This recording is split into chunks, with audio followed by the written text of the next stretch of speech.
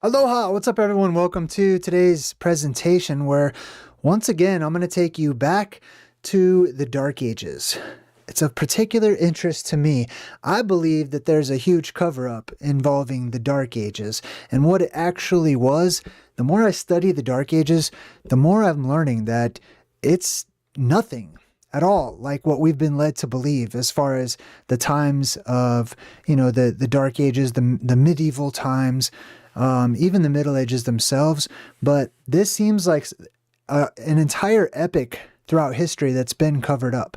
We've talked many different times about the strange cosmic sightings that people witnessed all throughout the Dark Age period, the medieval times. We've talked about mutated tribes, people who were clearly affected by massive amounts of radiation, people that looked like dogs, humans that looked like dogs and other animals.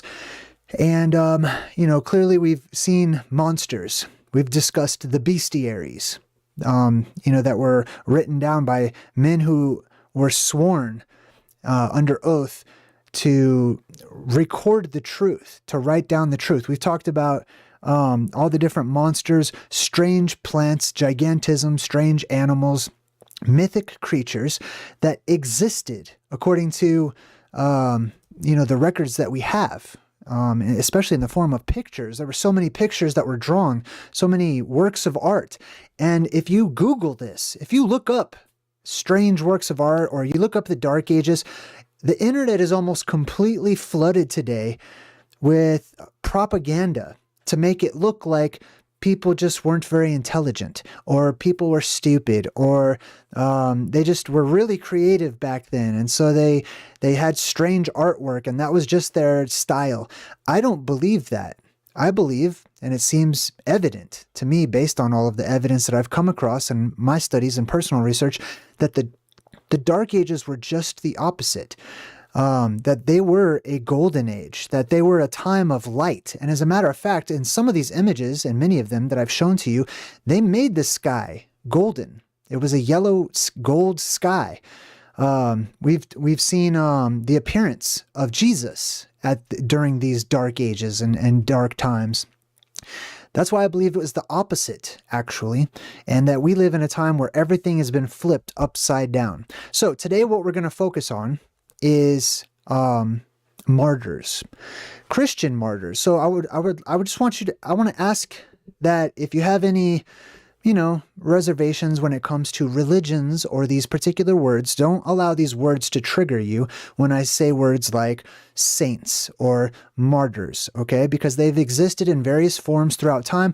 I like to call them people of power or powerful people, people that were imbued with strength, otherworldly power, okay? And that gave them various types of abilities. Now, what you see before you right here, this is what's known as a relic. Catholicism, I love all of the religions, okay? I also don't like I don't like the people within the religions. I don't like what religions have become, but I love to study all of the various religions because I believe they all have something to offer, little pieces of the puzzle that help me to see the bigger picture when I put them back together, okay? We're going to start off by talking about relics, right? A relic oftentimes is a body part of one of these people of power.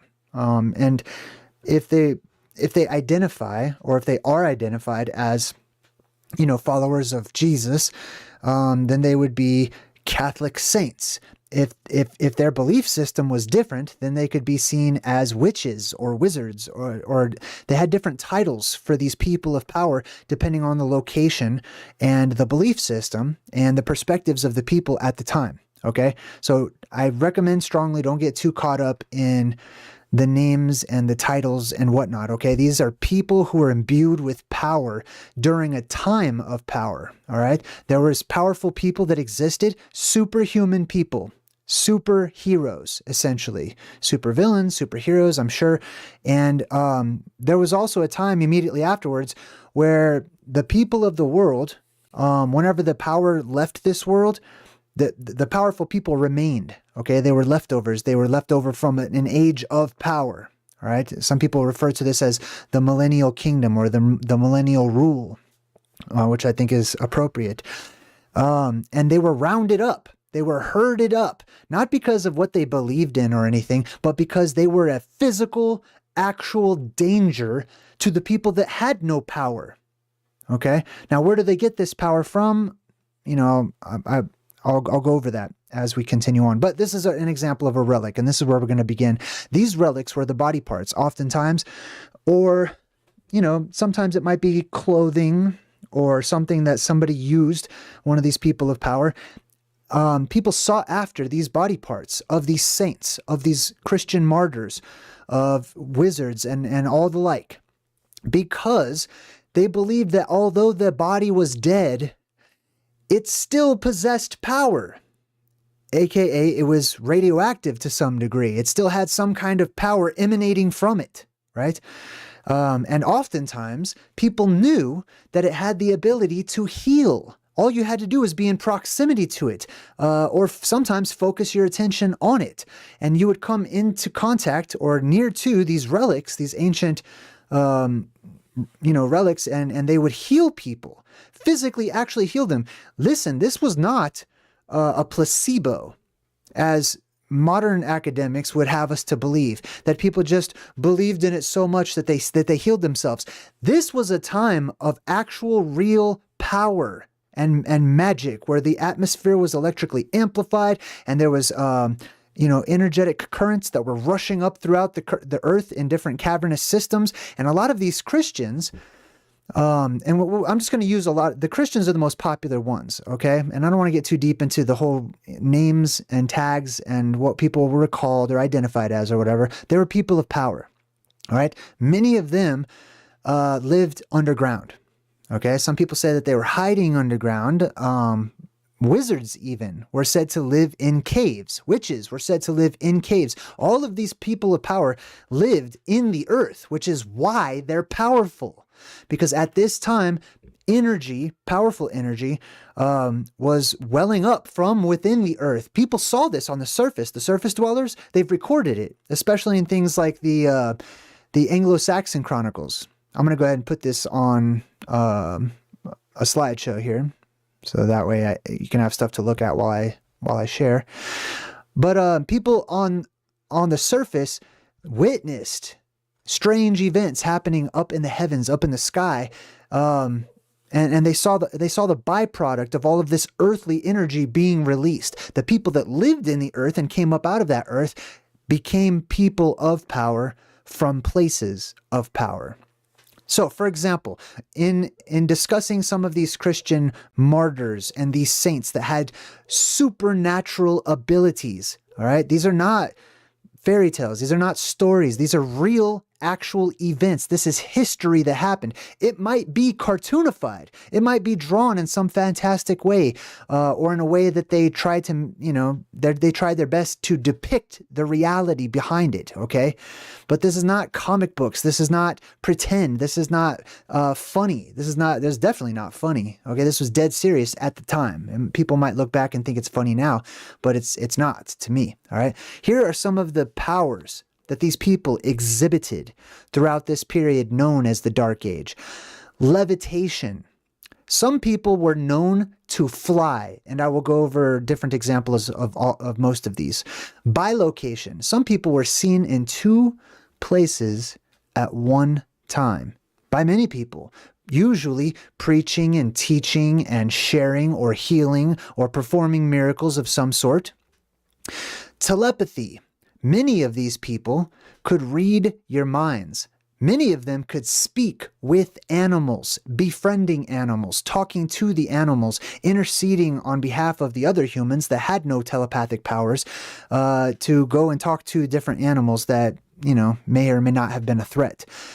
Healing the sick. That one goes without saying. They would oftentimes heal the sick. Now, I also would say this.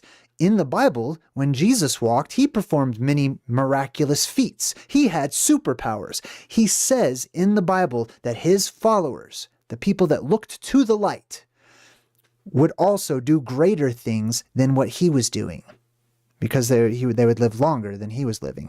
Raising the dead. These people could give life back to dead bodies. They could reanimate the dead themselves. Regeneration of body parts. Many of these people had body parts cut off. Like I said, they were hunted down. And regeneration, cellular regeneration, is one of the byproducts of being one of these people of power. That your limbs grew back oftentimes, if you had enough time for them to grow back. And this also was why they were put on public spectacle. You wonder why, if you look back so many times, why was murder, public killings, decapitations and cutting people's body, just complete gore and mutilation, why does that seem to be so popular? Especially immediately after the Dark Ages, going more into like the Middle Age time work, right? And then they invented these horrendous inventions to torture, just public torture. It's all over the place whenever you research that particular time period, right? It's because these people, for the most part, could not be killed. They were difficult to kill. It was very difficult. Pretty much the only way to kill these people oftentimes was cutting their head right off at the nape of the neck. And even that didn't work oftentimes, as I'll share with you.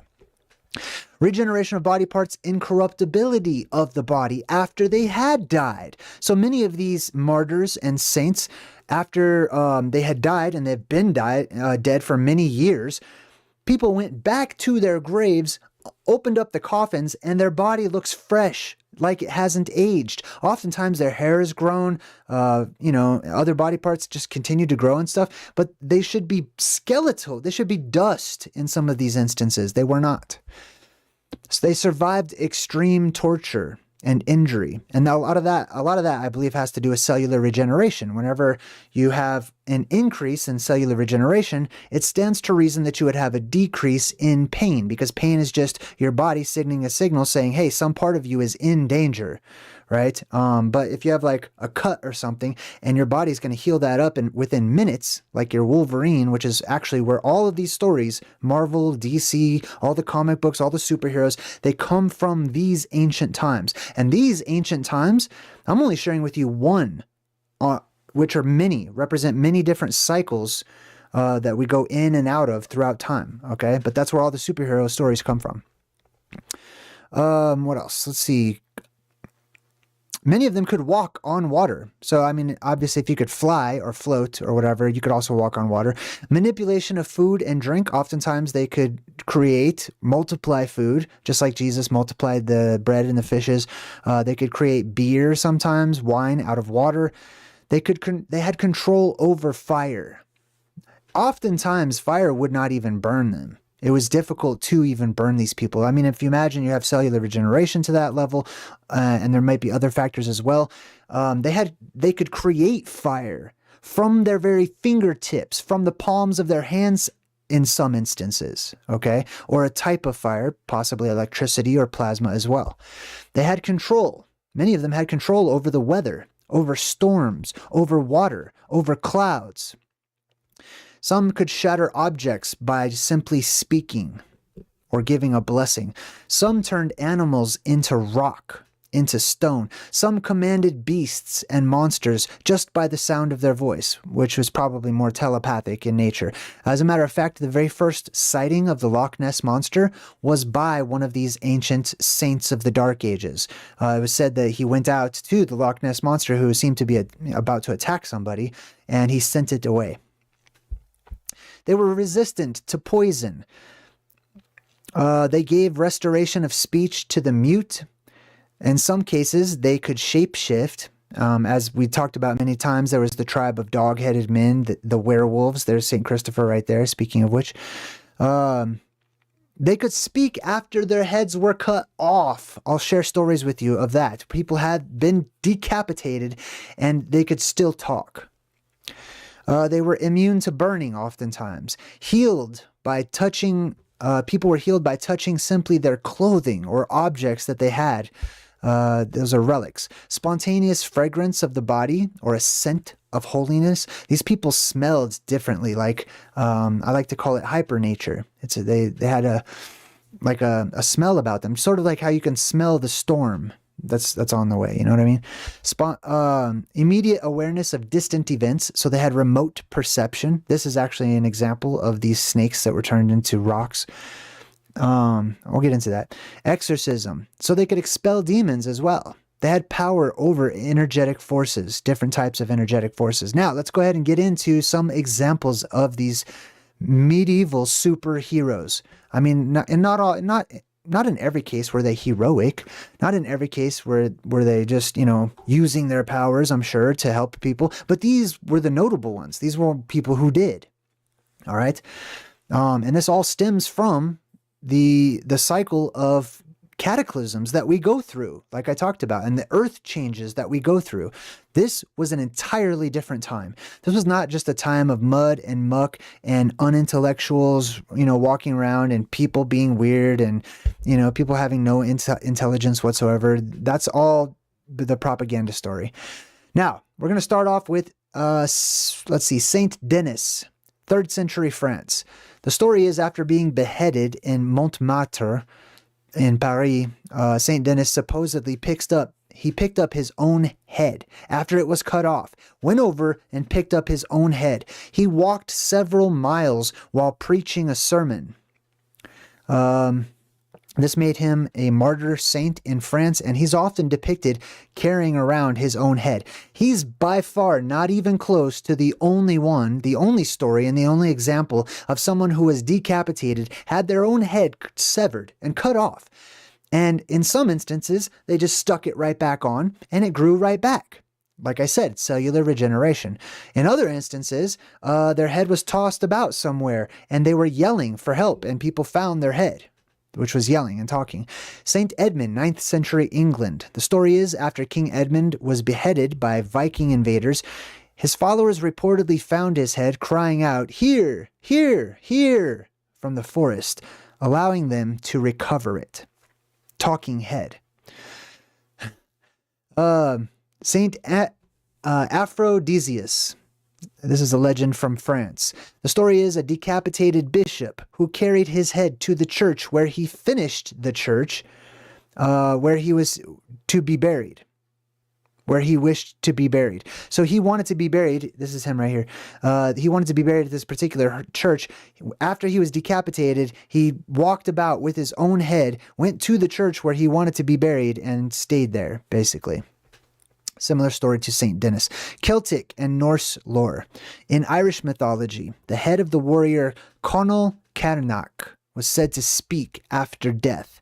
This also reminds me of Norse mythology and a lot of the legends. I mean, this is actual history, but going back into like just pure myth in Norse mythology, there was a very wise god that lived within Yggdrasil, and his head was cut off, and people took it with them and, asked him for advice and stuff. Anyways, this is all connected.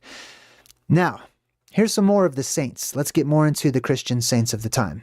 And there's a reason why they were all hunted down. It's not because they had a different belief system. I'm telling you. It's because they were powerful. This woman, by the way, if you see him holding a plate with some body part or whatever, that's their body parts that were cut out and then oftentimes grew right back, like her very own eyes. In another case, a woman's breasts and other things as well.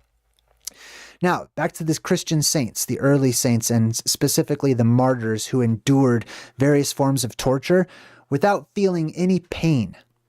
Laughing sometimes, cracking jokes at their captors at other times, helping them out to torture themselves at other times. Saint Eulalia of Merida in Spain, the 3rd and the 4th century. Burned, tortured, and had her breasts cut off. The legend says that a dove flew from her mouth at death, symbolizing her soul, and some later stories claim that she spoke or sang during her torture, which is a common theme all throughout these different epics where people rounded up people of power and burned them or tortured them or whatever. Oftentimes you would hear these stories that they would sing. Saint Agatha of Sicily, 3rd century. Her breasts were cut off, but she remained defiant and reportedly, miraculously healed overnight. This one right here, by the way, that's a woman whose head was cut off, and she just picked it up, put it right back on, and it was fine. Saint Bartholomew was flayed alive. So some of these pictures, you'll see a guy that looks like he has no skin. His skin was cut off. They cut his skin actually off of his body. He was flayed while he was alive. And in some versions, he continues to preach or praise God without flinching while they were peeling his skin off of his body. St. Lawrence in Rome, the 3rd century, was roasted alive on a gridiron. Famously, he was quoted and has been quoted as saying, "Turn me over, I'm done on this side," which is an early example of humor under torture. So he became one of the patron saints of comics and comedians. He told his captors to turn him over because he was done cooking on that side. Saint Cecilia, 3rd century Rome, survived 3 axe blows to the neck and remained alive for 3 days and continued to pray and preach until she finally died. Saint Quiteria in Spain, 2nd and 3rd century, was beheaded for rejecting marriage and worshipping Roman gods. Said to have walked with her severed head in her hand, similar to that of Saint Denis. Now, I also want to point this out. Remember, we decoded the movie The Addams Family, right? This completely reminds me of the graveyard of the Addams Family, because I think that whole Addams Family is the Tartarians and other family members that stem from and came from Hyperborea, the land at the North Pole. And these are their stories. These are people of power from the place of power, which is the Garden of Eden. And the Addams Family is like a gothic, modern, twisted, upside down version of that. But in a world that's upside down and backwards, that says a lot about the Addams Family, and they're not actually satanic and evil or whatever, but they're quite the opposite. But these are the stories that happen to their family. They make a big deal about that in the movie, where they talk about, oh, that's sister so-and-so, and she was tortured for whatever, and, it's the same exact story. Now, who else we got here? We've got Boethius, 6th century philosopher. He exhibited extreme composure during torture and execution, inspired many medieval writers as a model of Stoic endurance. Many of these people didn't even flinch, right? And oftentimes, when these people of power were rounded up, the reason for such torture wasn't for them. I mean, it might freak them out if they're doing something, to body parts, you'd rather not people smash or cut off or whatever. But it was more for the other people who didn't have power, right? They were trying to control the populace, the population of the time, by taking these people that they could just torture for hours upon end and not die, and just send shivers down the spine of regular people. You know what I mean? Bran, there was Bran, the Blessed, in a Welsh myth. After death, Bran, his head continued to speak for years, offering counsel to other people. Let's see. He was eventually buried at White Hill in the Tower of London to protect Britain. Saint Genesius of Arles was beheaded while performing in a play mocking baptism, and he was converted during the act. Some stories suggest he continued confessing his faith while his head was being cut off. Saint Margaret of Antioch was swallowed by a dragon, then burst out of the belly of the dragon alive after making the sign of the cross, or in some stories, she had a crucifix with her, which she used to bust out of this dragon, okay? That's another thing, too. Dragons existed. Unicorns existed. Griffins existed. There's ample evidence in so many ways, shape and form, from historic records to people saying, I met this creature, to them being drawn on maps. People knew their locations. Okay? Just because we don't see them today doesn't mean that they didn't exist. People thought gorillas didn't exist 100 years ago. There's many creatures that people thought was myth and fairy tale and make-believe, and, well, people are just dumb. They don't understand that it's just this or it's just that. No, it's exactly what people said it was. It might be cartoonified and drawing, over time or whatever, but these things were all real. Yes, so this woman bursted out of the stomach of a dragon. Amazing. All right, now let's continue on. More from the Christian martyrs and the saints. These were people who were imbued with power. They had powerful souls, powerful spirits. I believe that people are born and throughout life have varying levels of spirit. Some people walk around like they're on empty, like they have the minimum amount of spirit to just, work the body, essentially. These are your NPCs and your robots and your sleepwalkers and stuff. But then you have other people on the other side of that spectrum that are filled with power, filled with soul and spirit, and therefore energy, and they have abilities. We have Saint Simporosa, martyred with her 7 sons under Hadrian. One son, Eugenius, was hacked limb from limb, and yet continued to praise God with each blow, according to the legend. Saint Catherine of Alexandria in the 4th century, tortured on a spiked wheel, which miraculously shattered. She was eventually beheaded, but milk, not blood, flowed from her neck, and angels carried her body to Mount Sinai. Now, like I said, you'll see the same theme starting to reoccur. They had to cut off their head eventually, just like when you watched William Wallace and Braveheart, right? That's they had to eventually just cut his head off. You know what I mean? He probably represents somebody who was a person of power, right? That's how they had to end it finally. Oftentimes, fire didn't work, torture didn't work, and more regular people with less power would have died under much less circumstances, okay? But that's how they had to finally end it all. And even in some cases, that didn't work, as we've seen. We have St. Polycarp in the 2nd century, was burned alive, but remained unharmed by the flames. His body gave off the smell of baking bread or incense. He was only killed after finally being stabbed, so he didn't even burn to death. This saint right here, by the way, had telepathy. He was known for just holing up in the mountain. He just walled off his little cave in the mountain, but he could sense when people were coming, and he could talk to them telepathically, it's said. We also have Saint Stephen of Marsaba in the 8th century in Palestine, noted for extreme asceticism. He reportedly did not flinch when enduring harsh desert conditions, including wounds from wild animals. Saint Julian of Antioch in the 4th century, he was tortured, sewn into a sack with scorpions and serpents, and thrown into the sea. This is how they came up with some inventive ways of torturing people. One girl, they put her in a barrel with razor blades, or some people say shards of glass and stuff, and just rolled her down the street.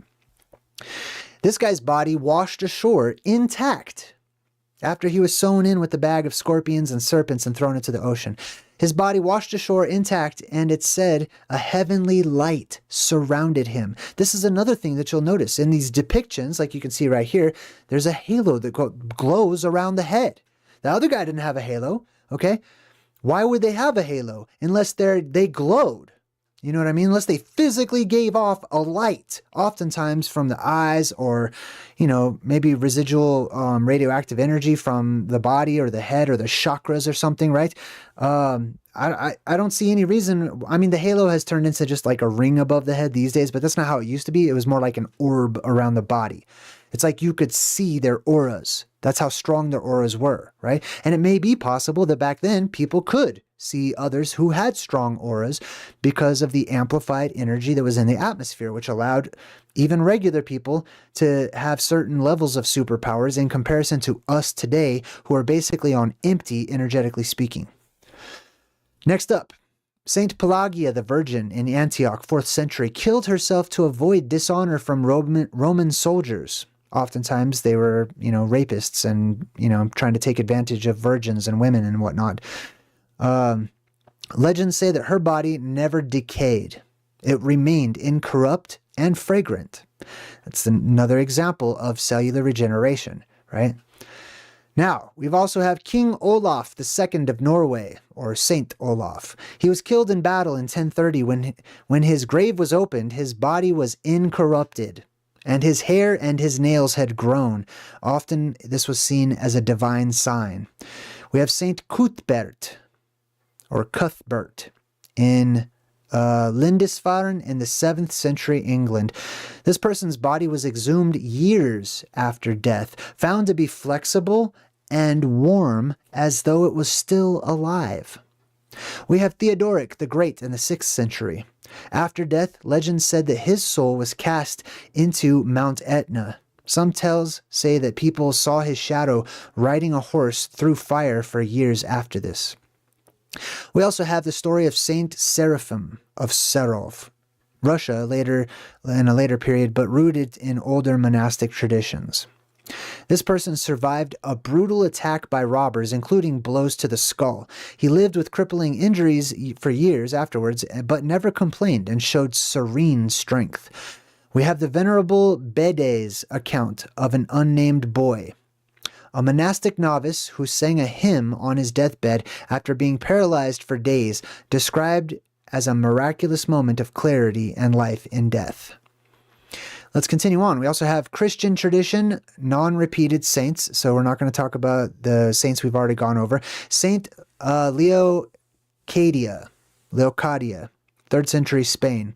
This saint died from torture in prison, according to tradition, and then, after she was already dead, sat up in her coffin when her relics were brought near to the tomb of Saint Genesius, which was a sign of sanctity. And that's not the only time I've ever read personally throughout my life of dead people just sitting up and coming back to life after they're dead, even for a short time. Sometimes dead people come to life and they're just alive for a little bit and then they go back to being dead or whatever. Sometimes they don't. Saint Cuthman of Steynig in 7th century England was a cripple who dragged his paralyzed mother in a cart across England by divine strength and built a church single-handedly. Saint Fructuosus of Tarragona in 3rd century Spain. This saint was burned alive with 2 deacons. Their voices were reportedly heard in the flames, praying and giving thanks. Can you imagine being thankful as your body is burning alive, right? I believe these people felt no pain. They didn't. They were sometimes happy to die. I've talked many different times, okay, as a part of this cyclical catastrophe, cyclical cataclysm and apocalypse. There is a time that I call the time of no death, where there is so much energy. The atmosphere is amplified to such a degree, energetically speaking, that it is near impossible for people in particular locations, near to places of power, to even die. They can't. It will be impossible, basically. And, the Bible discusses this in the book of Revelation, too. All right, let's continue on. Saint Basiliscus, beheaded after days of torture. They took his head off. His severed head and body were said to heal the sick where they were buried. Relics, once again. Now let's talk about legendary and semi-historical figures. Amenhotep of Egypt, which was revered until the medieval period, later turned into a healing god. Its body was believed to perform miracles, and pilgrims came to his supposed burial for healing. Gregory of Tours' account of a blind man. A blind beggar touched the bones of a martyr and not only regained sight, but was overwhelmed by light for days afterwards. The Merovingian queen, Redgonde, in 6th century France, practiced extreme self-mortification, wearing chains, hair shirts, and burning herself with hot irons, and yet showed no physical damage, according to her story. The Venerable Bede, 7th and 8th century England, on his deathbed, he continued writing and dictating hymns and theology, despite intense pain and near blindness, considered miraculous endurance by his followers. We've got Lombard, the warrior priest, recorded by Paul the deacon in the 8th century. He was beheaded in battle. The story says that he remained standing after they took off his head, long enough to strike down his killer before he collapsed. So he was in battle fighting against somebody. The guy cut his head off and he still continued fighting and killed the other guy. That's amazing. This is This is straight out of modern movies, Marvel, DC, Spider-Man, you know, all those people. Other strange anecdotes. Theodore of Sicyon, the 7th century Byzantine Empire. As a child, he was trampled by animals, but rose without injury, later performing acts like healing lepers at a touch and surviving poisonous attacks. Athelbert of East Anglia. This is around 794. He was beheaded by Ulfa of Mercia. His body, when exhumed, was said to glow and cure illnesses. His head was miraculously reunited with the body of Angelic, his head was miraculously reunited with the body by angelic intervention in some of these stories. And that's another theme that we've seen time and time again. Oftentimes people would just stick the body part, sometimes the head, right back on, and because of cellular regeneration, the body would just quickly know what to do. It would start growing and attaching itself right back, and it would fix itself. Which is what your body would do if we had more energy during this time. We live on empty. All the energy is being siphoned down into the underworld as we speak. This is a sinful time. This is a time of entropy and degradation, and everything is getting worse and worse and worse because we're lacking energy, simply put. Let's continue on. Now, we've got Saint Cecilia, 3rd century Rome, survived. Oh, we already talked about her. Let's see.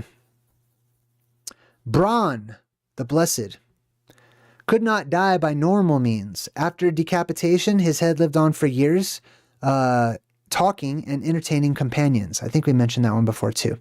We've got Culain in Irish mythology and medieval manuscripts, was mortally wounded. He tied himself upright to a standing stone. His enemies feared approaching him. He only truly died when a crow landed on his shoulder and his head was cut off. So there's another example of they had to die by decapitation. It was the only way. Which also, by the way, is the only way to oftentimes kill a zombie in the zombie movies, right? Which is the same type of deal. Norse saga and legend. Mimir, that's who I was talking about earlier, the wisest of all of the Norse gods, according to the legends. Mimir was beheaded during the Azir and the Vanir War. His head was preserved and still spoke, offering wisdom to Odin. This implies Mimir's spirit or knowledge was bound to the head and not to the body, of course, because his brain is there. We have Sigurd, Hring, and Ragnar's kin, legendary Norse kings. In various retellings, warriors were said to be invincible, except by decapitation. This also reminds me of the Berserkers, too, right? I don't know if you've heard of the Berserkers, but it was a Norse, tribe or clan of basically a whole army of these people of power that went into like a berserker-type rage. This is where we get the word from, okay? There's so many myths about them not being able to die, having superhuman strength, right? Just being filled with power, filled of energy. You know what I mean? I mean, imagine how people are today just on fake energy, like 5-hour energy, Red Bulls, coffee, all that type of stuff.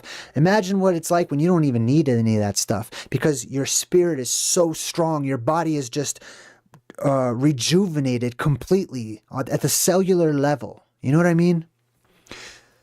We also have Saint Winifred, 7th century Wales, beheaded for rejecting a noble's advances. Her head was reattached, and she lived again, suggesting her death was not final until that act.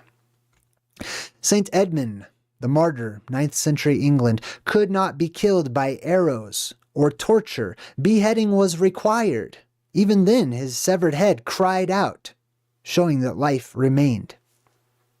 Oftentimes they would tie some of these people up to trees. This dude's hairy, by the way. He's not wearing like a fur coat, just so you know. There were wild men, all right? There was wild people and stuff that grew excessive amounts of hair all over, like Chewbacca style, okay? Some tribes. It depends on where you were and other things as well. Notice the color of the sky. Notice the orb of energy around his head. The soldier of Constantinople. This is a Byzantine folklore.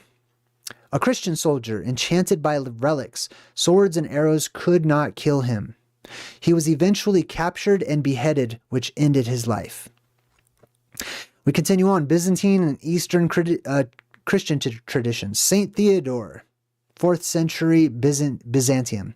He was tortured repeatedly, flayed, burned, beaten, but he would not die. Only through beheading was his soul finally released, according to the legend.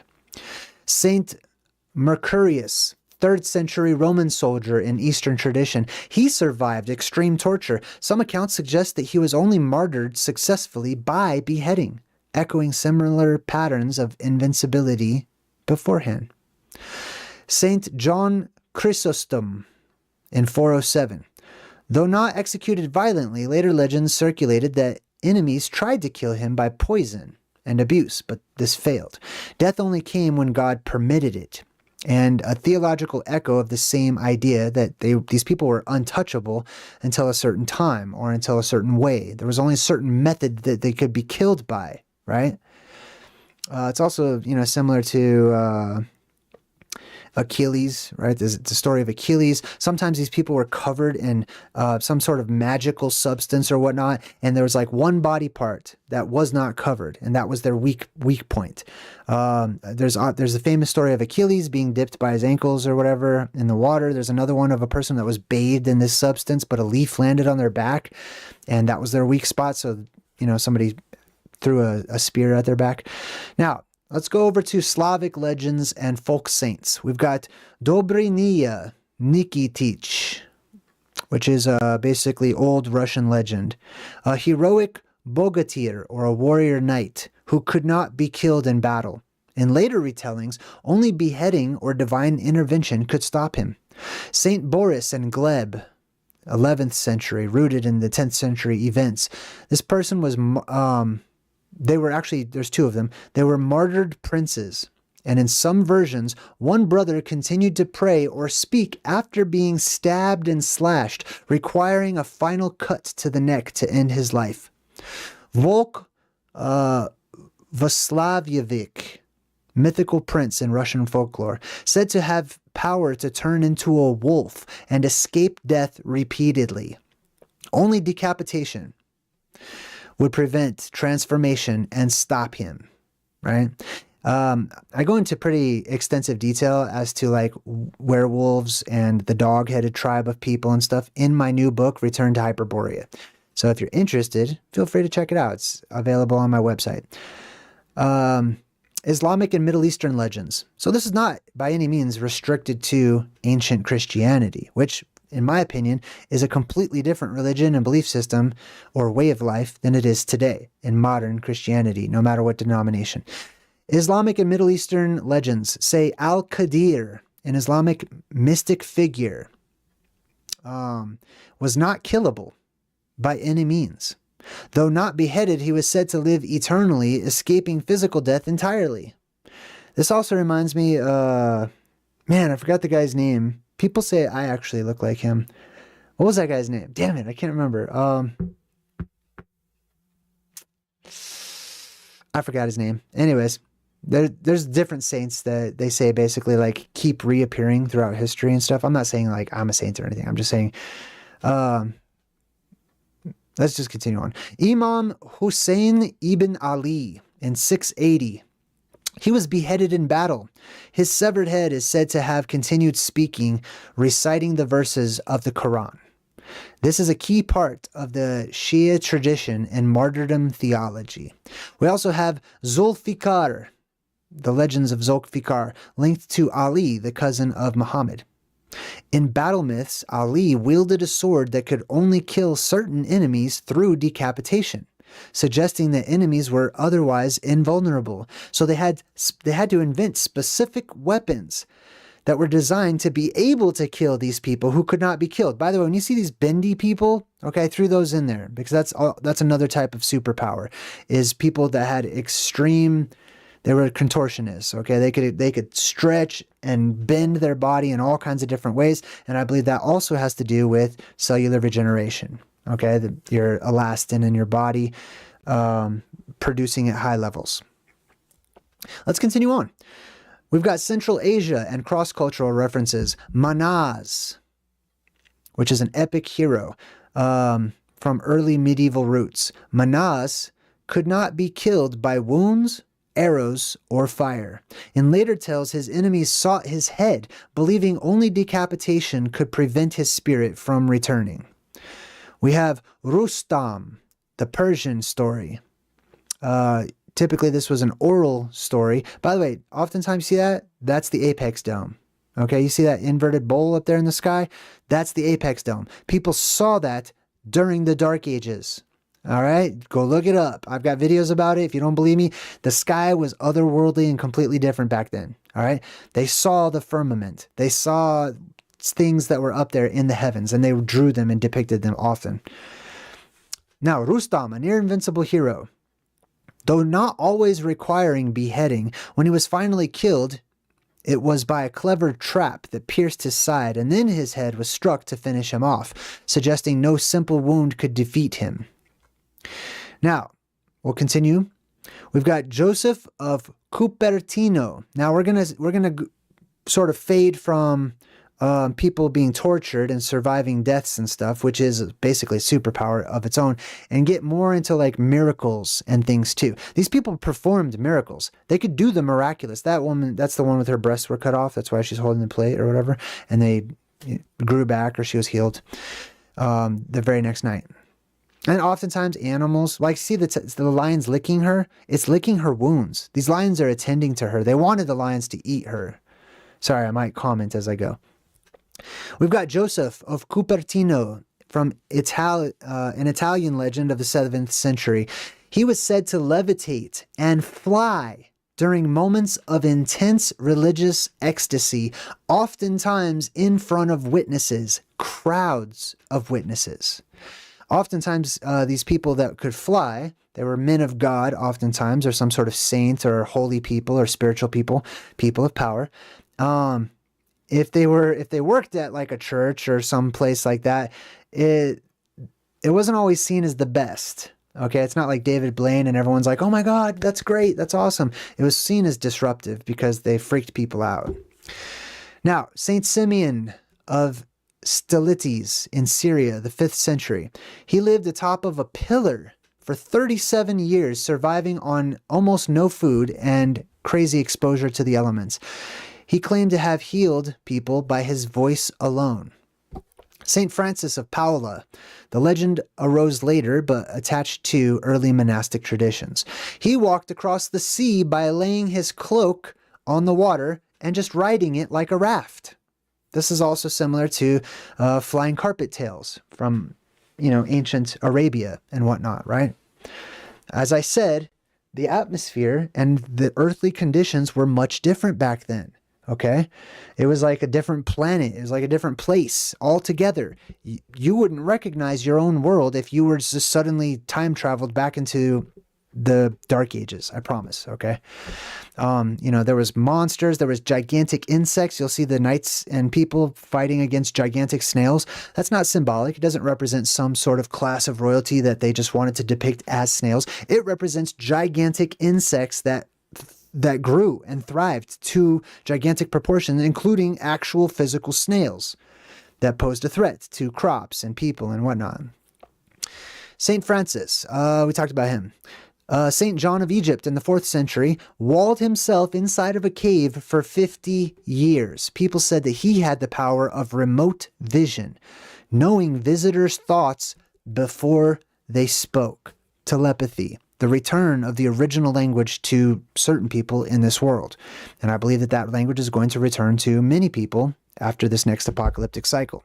Saint Martin of Tours, 4th century France, was resurrected a dead person, basically, by embracing and praying over him. Right? And these are some stories you've heard in different religious texts as well, right? Resurrecting the dead is no brand new thing. It's not a revelation, but it's possible and has happened time and time again throughout antiquity. These days, it's not too often that type of thing happens because, like I said, we've got no energy left. We're at the end. We're in the Kali Yuga. This is the end of the world. You're living on the cusp of the next world, okay?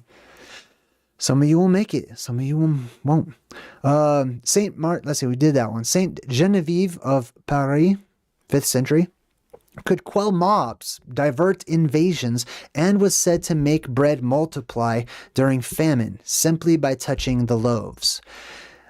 Saint Ciaran of Clonmacnoise in Ireland. His dead body helped build his monastery. Monks claimed that his corpse rose and assisted to help finish the building. That's amazing. Saint Brigid of Kildare in 5th century Ireland turned water into beer for a leper colony and healed a man by removing his eye, washing it, and then sticking it right back in. Saint Columbia, 6th century Scotland, drove out demons, calmed storms, and once made a feral beast obey him by his voice alone, interpreted as a water monster. This is, I believe, what they say is the first sighting of Loch Ness, or the Loch Ness Monster. Saint Aidan of Lindisfarne in the 7th century gave a blessing that extinguished a fire in a surrounding village. That was a fire that surrounded a village, even though he himself was miles away. Saint Germain, that's the one I was thinking of earlier. Some people said I look like Saint Germain. I don't know. Saint Germanus of Auxerre, 5th century Gaul, when attacked by Saxons, calmed an army by shouting Alleluia. The enemy supposedly fled in terror. Now, I imagine, it doesn't say this, but I imagine that it's like amplified voice in combination with telepathy as well. Because many of these people of power were telepathic. And telepathy doesn't simply mean you can hear other people's thoughts. That's one byproduct of telepathy. Another one is you can put thoughts into other people's heads. You can be a dream caster. Okay, you can make people who are weaker than you are, basically, or who have weak minds, or who don't even know what's going on. You could make them see what you're imagining. Okay, it works both ways. You can make them hear voices and sounds and all kinds of stuff. Saint Macarius of Egypt, 4th century, resurrected a mummified pagan corpse who spoke and confirmed Christian doctrine when he re-died again. Saint Benedict of Nursia in 6th century Italy made a poisoned cup shatter by simply blessing it before drinking. Saint Hilda of Whitby, 7th century England, when she prayed, snakes in that area turned into stone. This legend may link to the ammonite fossils, this is what it's believed. Now, earlier I said that was a snake or whatever. It's known as an ammonite, right? And oftentimes you'll see little snake heads at the front where the head should be on those ammonites, all right? I've got alternative theories on all these different, fossils and stuff and what they actually are. Notice the golden sky. Notice the orbs of light, the halos around their head. Notice those strange mountains in the background as well. Let's continue on. We got Saint Spiridon of Tramithos in 4th century Cyprus at the Council of Nicaea, which is a pretty famous council, especially within ancient Christianity. Many of these early councils, the Council of Hippo and Trent and all these other ones, Nicaea, these were the earliest forms of Christianity, of modern Christianity. And when they were trying to figure out the past, essentially, okay? They were getting together to get their story straight, all right? As a part of this, they also canonized the Bible, and they did many other things. They tried to figure out what they actually believed in during these early councils. At this Council of Nicaea, used a pot of clay to demonstrate the Trinity, which this clay pot split into fire, water, and earth. There's literally a magician at the Council of Nicaea, or a person of power. Saint Marina, the monk, 8th century Lebanon, accused of fathering a child while disguised as a man. She silently accepted punishment, and after her death, her body miraculously revealed her gender. I don't know. I'm familiar with that story. I'm not going to say that that's a miracle. It's just, it was a woman pretending to be a man for many years so that she could live with the monks or whatever. And then at death, they figured out it was just a woman. All right. Saint Verenus of Cavalian in 6th century Gaul drove out a dragon drove a dragon out of town by blessing the air, with reports saying that it dropped dead outside of the city. Now, like I said, if you follow my work, there's a couple of different types of quote-unquote dragons. There's physical, actual phantazoid creatures, which are monstrous to many of us because they're otherworldly and alien in comparison. And then we actually have ethereal dragons, which is plasma. And this guy blessing the air and stuff insinuates to me that he was manipulating the atmosphere, the weather, the plasma that was, threatening the thunderbolts of the god, threatening the city or whatever. All right, let's continue on. We also have the blacksmith of Antioch, a Byzantine legend from the 7th century. After converting, he could walk into molten metal unharmed to prove faith under pressure. We've got King Midian III of Iberia in 4th century Georgia. He was blinded during a hunt. After praying to Nino's god, his sight instantly returned, leading to mass conversion for the entire kingdom.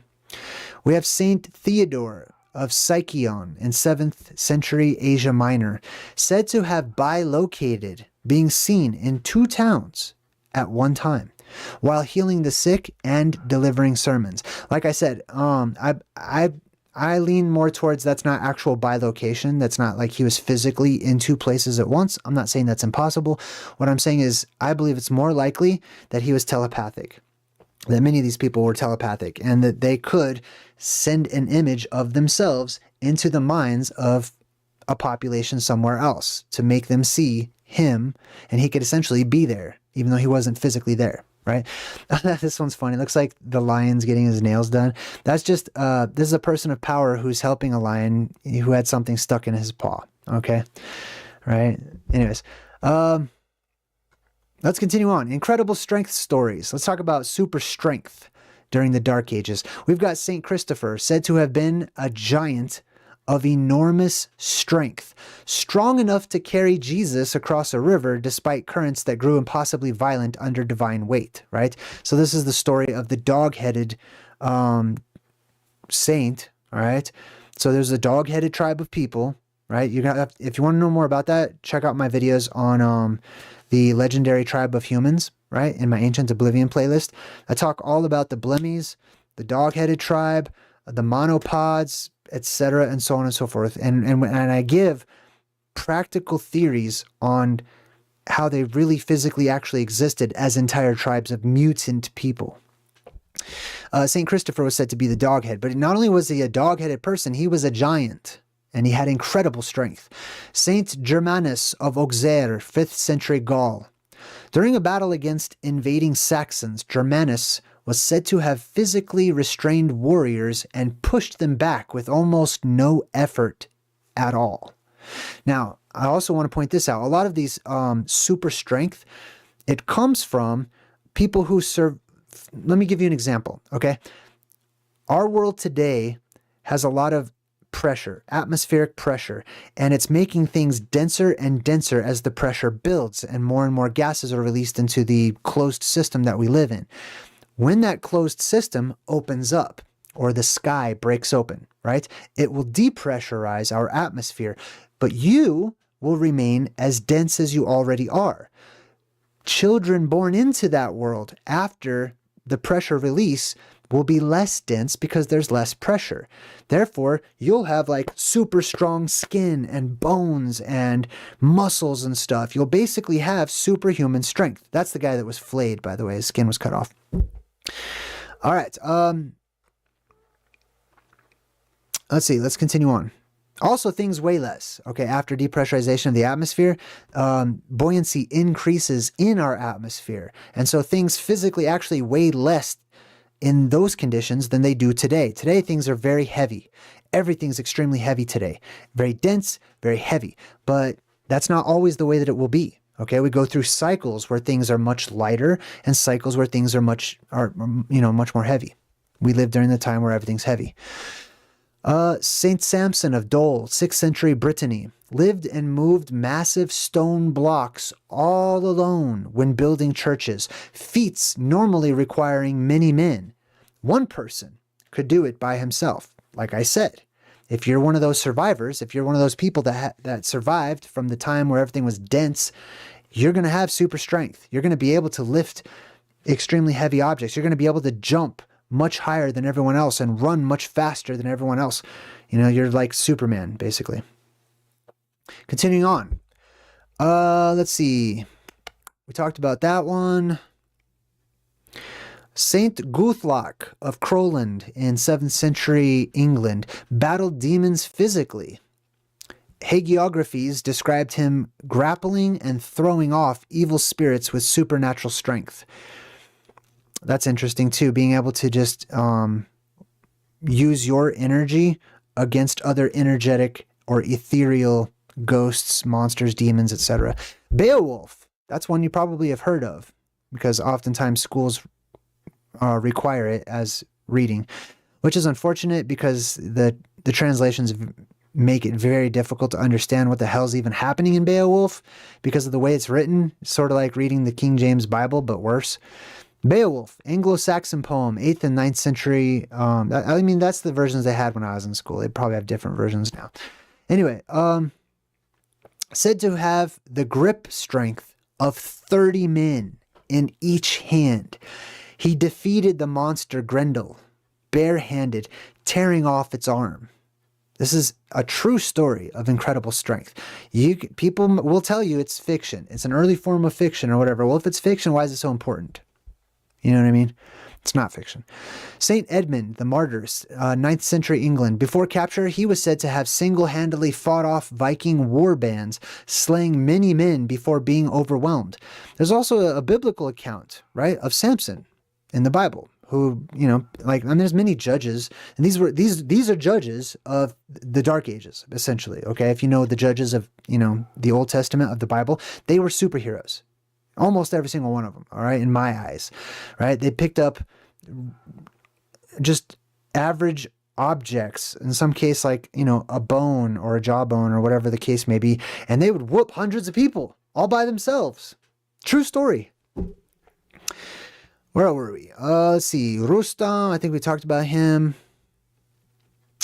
Some people are said to wrestle against dragons with no weapons at all. Saint Olaf of Norway, 9th and 10th centuries, according to the sagas. Stories claim that he could split large oak trees with a single axe blow and wrestle bulls to the ground. Saint Brendan, the navigator, 6th century Ireland, once dragged a massive sea creature onto a ship after praying for divine strength, according to monastic legends. King Arthur, of course, early medieval legend in compiled texts, credited with feats like lifting the sword in the stone, the sword that cannot be lifted, which only one with extraordinary strength could perform. Now, I also have an alternative view of that particular story as well.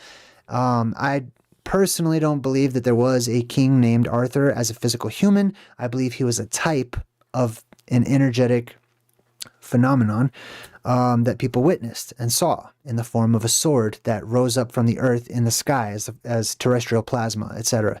Right? But that's not to say that you know, they don't stack legend upon legend and symbolism upon symbolism. And there were really powerful people that did things like that. Okay, we've got Finn McCormail, or Finn McCool, as he's known today, in Irish legend, built the Giant's Causeway in folklore by hurling massive stones across the sea, showing strength beyond mortal men. Now, I also have a similar, you know, alternative idea about that particular story. However, I do want to say that the giants casting huge stones, right, is twofold. One, there's what I call plasma volcanoes, okay? These cavernous systems and stuff, they erupt. They explode. All of that gas is rushing up from inside the earth, and oftentimes it's ionized, so it's plasma. And it rushes up, all this wind, and it blows rocks and debris and stuff all over the place. And then you see where it came from, this massive spirit man or angel or whatever it may be, and you could interpret that as like, oh, there's a giant throwing boulders at us, right? That's one interpretation. Another one is that there were actually real giants who could pick up large boulders and throw them. There was also people with super strength, like we will be in the coming age, those of you who survive, and you'll be able to pick up large boulders and toss them at people, and you'll be the protectors of that world, okay?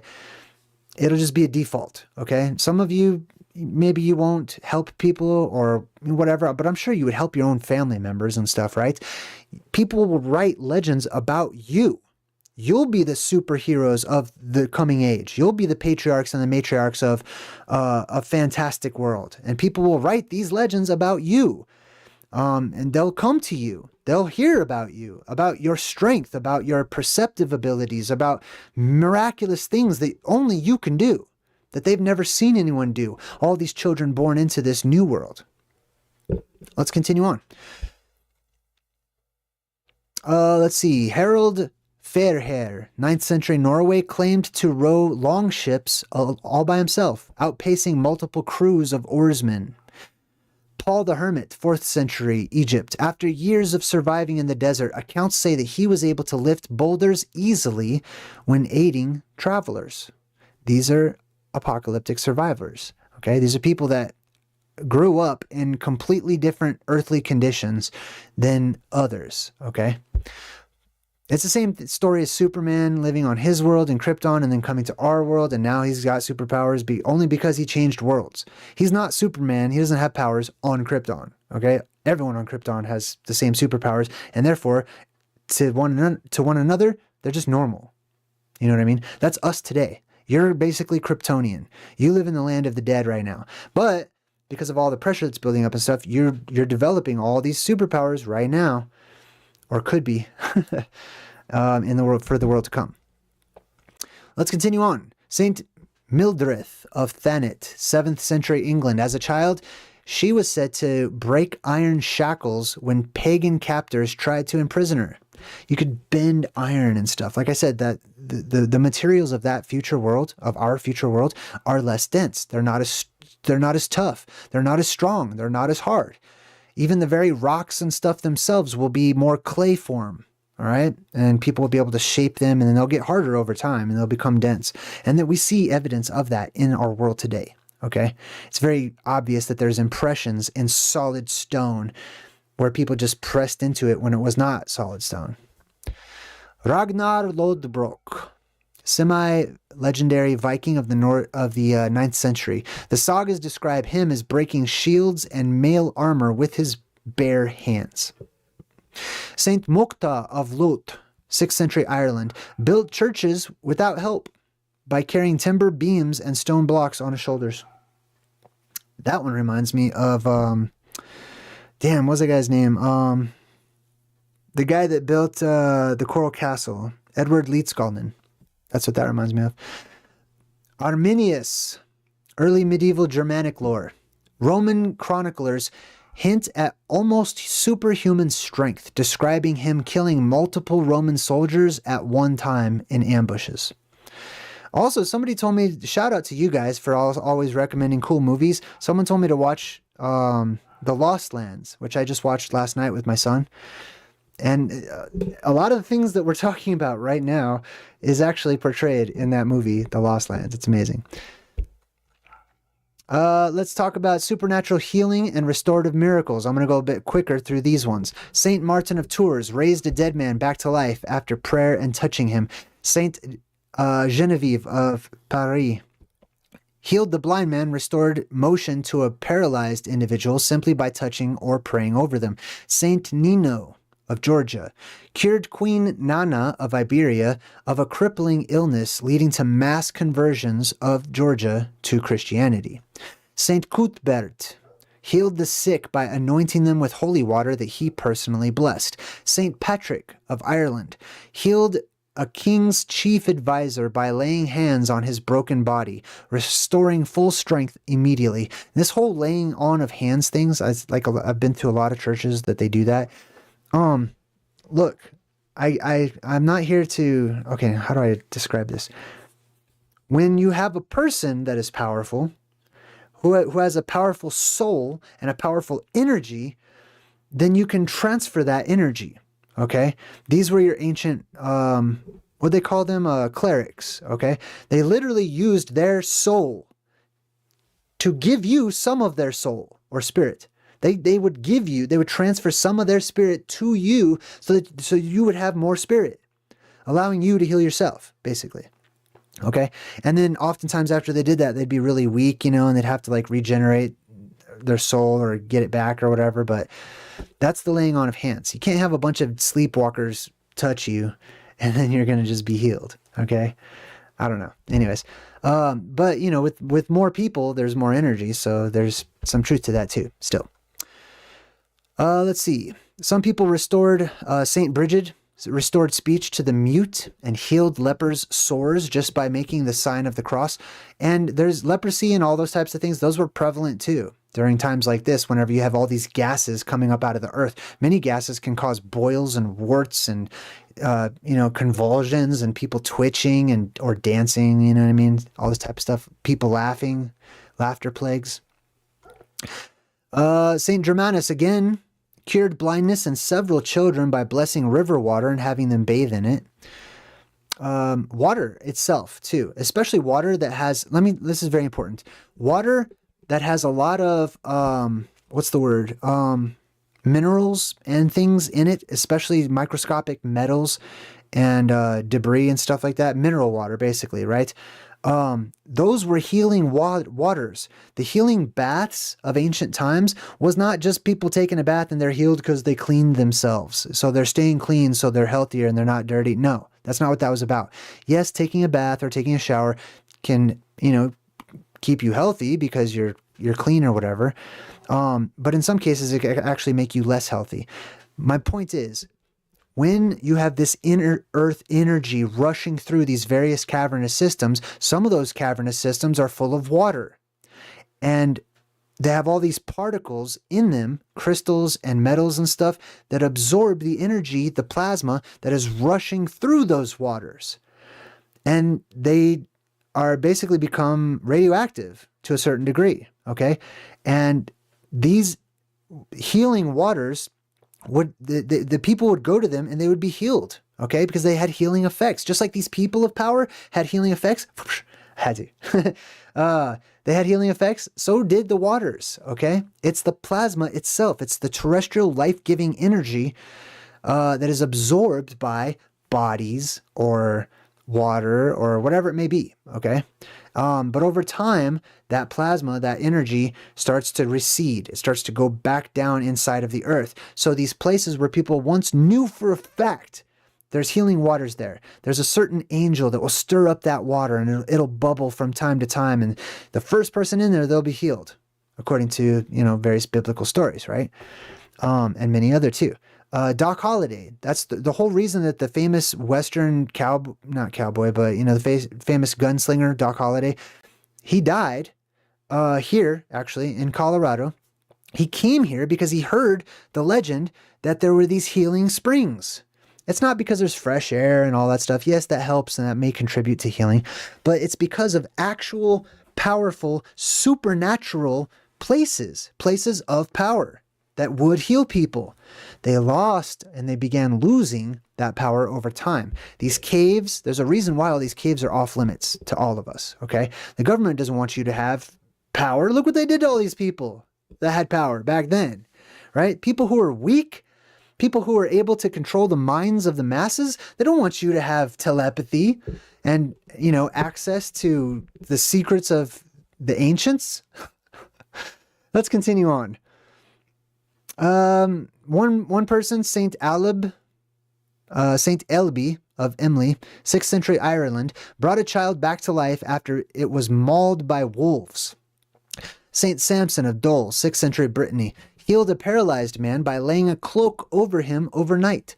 Saint Columbanus, 7th century Ireland and Europe, revived a dead man on a missionary journey by breathing on him 3 times. Like I said, you give your spirit. That's how you heal. Okay. You can also use your spirit. What's that medical practice where like you're actually using your spirit to like fix their electromagnetic currents. I forgot what that's called, but that's real too. Okay. And it's even easier when you can see into the spirit world. You can literally look at someone and see where they're all messed up energetically. And you can, what is that called? Anyways, you can use your energy, if it's powerful enough, to manipulate theirs. Okay. And it doesn't even have to be super powerful, right? If you're aware of these things, then it's easier to do them. Oh, that's a, what the fridge is that word? That's those things.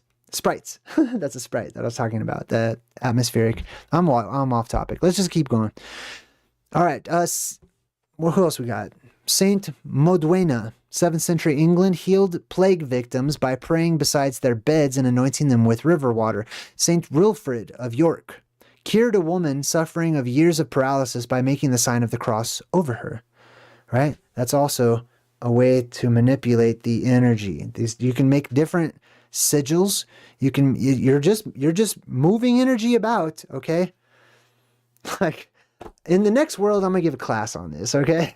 But anyways, like you're working with electromagnetic currents, okay? By how you move your body and how you interact with the currents that are already there.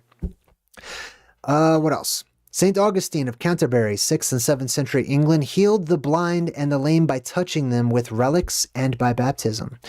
King Oswald of Northumbria, 7th century, after his death, soil from his burial site was believed to heal the sick and the injured instantly. St. Gall, 7th century Irish monk in Switzerland, restored movement to a crippled child who had been unable to walk from birth. St. Benedict of Bishop, 7th century England, after praying over a man crushed by a falling stone, the man's broken body was said to heal within the day. The Venerable Bede, 8th century England, recorded miracles at his grave, where blind pilgrims regained sight and the deaf heard again. This is after he already died. St. Hilda of Whitby, 7th century England, her prayers reportedly cured serious fevers that doctors had failed to heal.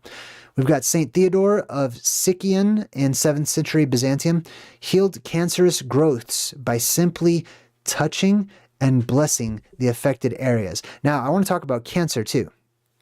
I completely believe, based on my research and my experience and my walk in life so far, that plasma can cure cancer. Okay, certain types of plasma, they just what's there's a word I'm looking for.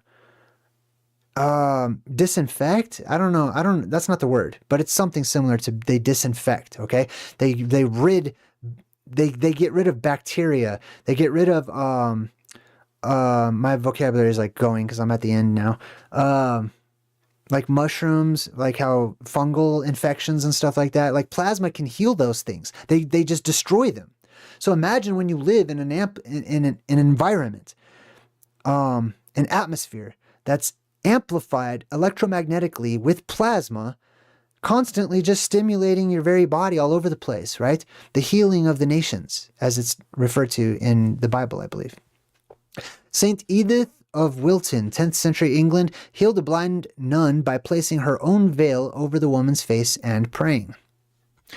That's all I have for today. I'm at the end, and I'm going to go make some dinner for my boy, and me and my boy are going to go play video games and hang out for the rest of the day, and I'm going to ground myself. I hope that these you found interesting, okay? At the very least, they're important. That's why I share them. I don't share them because like, oh, isn't this cool? Oh, isn't this interesting? Yes, it's cool. Yes, it's interesting, but it's real. And the import lies in the fact that it's cyclical. Okay, this is why I'm learning about these things, because this is going to help the people who learn about it now when it happens to them again very soon in the time to come. Think about it. Until next time, I'm JayDreamerZ saying good vibes and goodbye. In a time when an ancient cataclysm is about to return, one book holds the key to unlocking the biggest secret in all of history. JayDreamerZ presents Ancient Oblivion, the Plasma Apocalypse. Study it, and you'll discover the very real details behind the reoccurring event that resets civilizations and reshapes the entire world. bridging the gap between fiction and fact. This book is a must-have for all truth seekers. Then in his second book, you'll learn about the one place of refuge from this world storm. You'll explore the ends of the earth, find the fountain of youth, and envision yourself enveloped in the vapor canopy. In Ancient Oblivion, Return to Hyperborea. Available now. Order direct from JayDreamerZ and receive your very own autographed copy. Go to JayDreamerZ.com for more information on our Ancient Oblivion and the Plasma Apocalypse, and sign up for a free 24-hour cram session with a complimentary day pass. The end is near, so order now before it's too late.